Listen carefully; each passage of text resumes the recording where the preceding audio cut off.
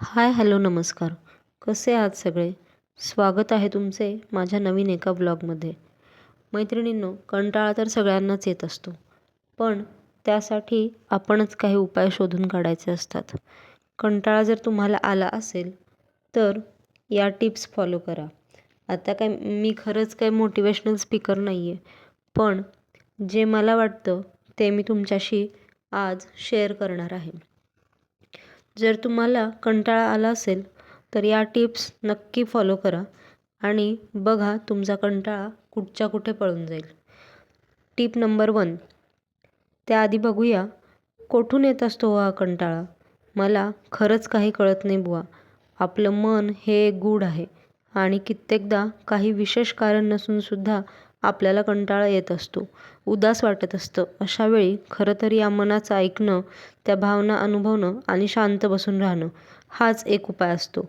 पण हा वेळ वाढतोय आणि यातून आपल्याला बाहेर पडावंसं वाटत असेल तर या टिप्स नक्की फॉलो करा. मैत्रिणींनो, व्हिडिओ नक्की बघताय ना माझे?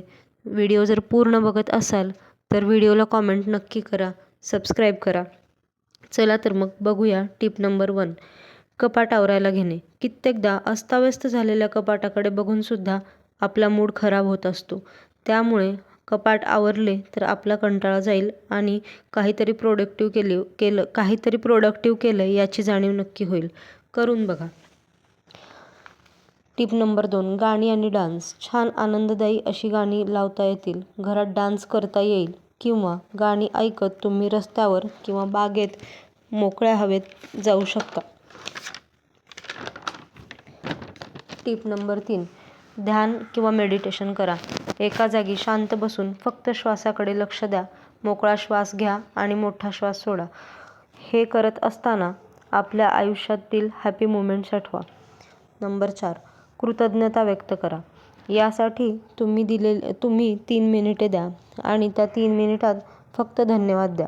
दिसेल त्या गोष्टीला थँक्यू म्हणा. समजा तुम्ही बसला आहात, टेबलवर छान फुलं दिसत आहेत, तर त्या फुलांनासुद्धा थँक्यू म्हणा. कारण त्यांना म्हणजे मनात अशी भावना निर्माण करा की तुमच्यामुळे घरात खूप छान आणि प्रसन्न वाटत आहे. या प्रकारे तुम्ही जर असे उपाय केलेत तर तुमचा आळस आणि कंटाळा खरंच कुठच्या कुठे दूर निघून जाईल.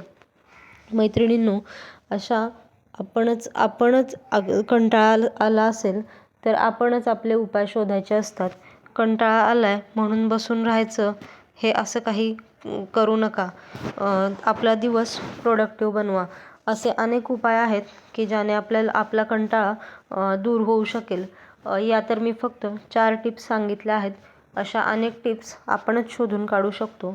जसे की मूव्हीला जाणे, मित्रमैत्रिणींना भेटणे, किंवा घरातच एखादा मूव्ही लावून बसणे, घरात मोठ्याने गाणी ऐकणे, किंवा तुम्ही बागेची पण काळजी घेऊ शकता. जर तुमच्याकडं झाडं असतील तर त्यांना पाणी घालू शकता, त्यांची निगराणी करू शकता, झाडं कापू शकता. म्हणजे अशा अनेक गोष्टी आहेत की ज्यातून तुम्हाला मन रमेल.